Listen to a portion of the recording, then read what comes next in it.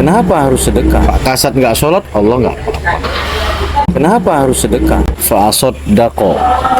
Begitu pentingnya sedekah itu. Kenapa? Efeknya itu panjang ketika sedekah. Apa panjangnya? Contoh, kita bantulah ibu tadi, ya kan? Bukan ibu itu aja yang dapat manfaatnya. Apalagi manfaatnya bukan hanya secara finansial dia dapat, tapi lalu dia bilang, apa yang pertama kalimat dia bilang? Alhamdulillah. Pertama dia puji siapa? Tuhan, Allah yang dipujinya. Padahal manusia yang datang ke situ. Tapi akhirnya karena kita datang membawa sedekah itu, dia ingat Tuhannya, dia bersyukur pada Tuhannya. Alhamdulillah. Terima kasih Bapak. Mudah-mudahan Bapak sehat-sehat Bapak. Doakan Bapak kami. Berarti dia ingat Tuhan kan?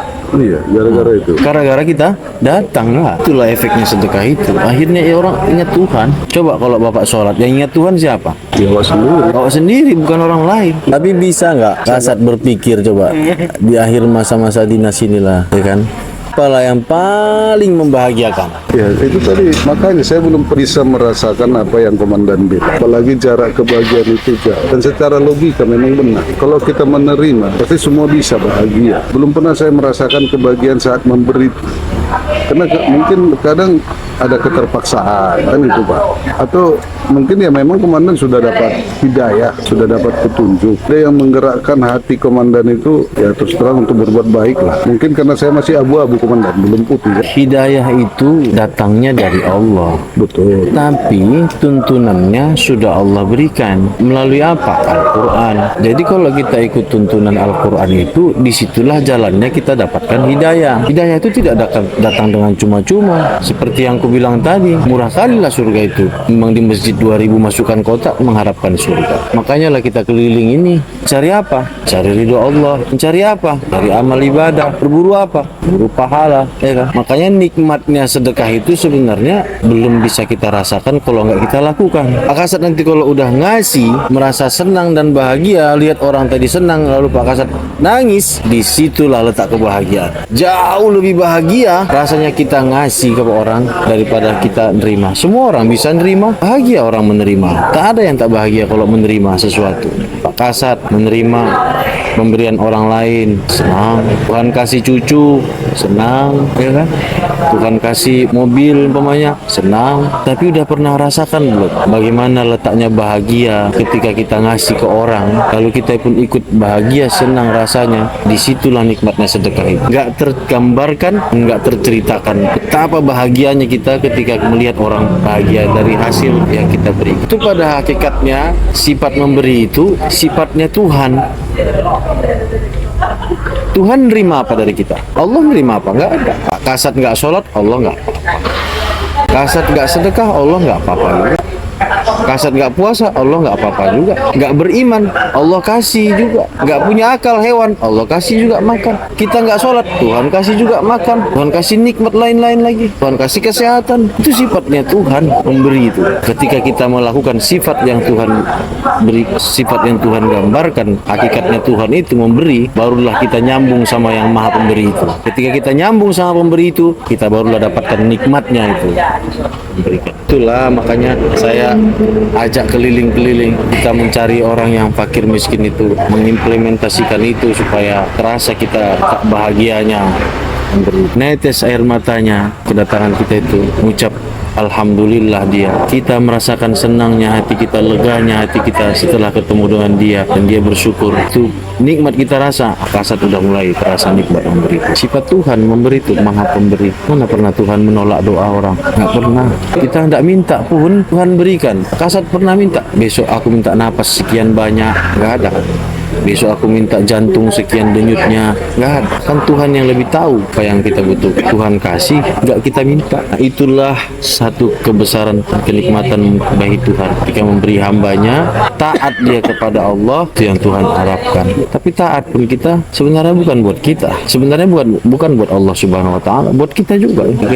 Kita udah mulai merasakan nikmatnya memberi, bahagianya kita berbagi, sudah sampailah kita kepada sifat-sifat ketuhanan yang Allah turunkan kepada manusia.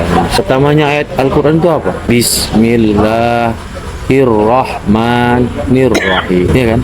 Dengan nama Allah yang Maha Pengasih dan Penyayang. Itu kalimat pertama. Tapi intinya sifat Tuhan itu pengasih dan penyayang.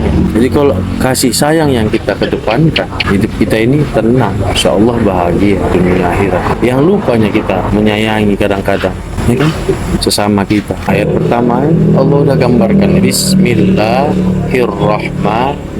Belum ada ayat lain sama kali. Dengan nama Allah, dengan nama Tuhan yang Maha Pengasih lagi Maha Penyayang. Gak ada kalimat lain, satu ayat. Berarti nama Tuhanmu itu kasih dan penyayang. Makanya kata orang dulu ngaji itu Bismillah aja belum tamat. Bismillah aja kau belum tamat. Kenapa?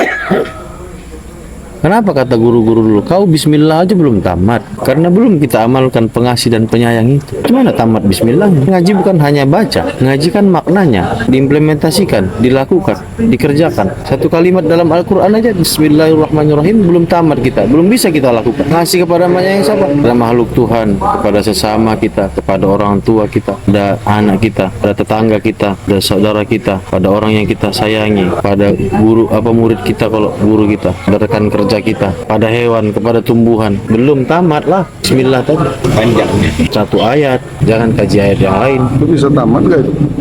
Kalau diamalkan. Contoh lah, bilang tadi termasuk kepada makhluk lain. Seekor nyamuk gigit kita, ketampar kan kita bunuh.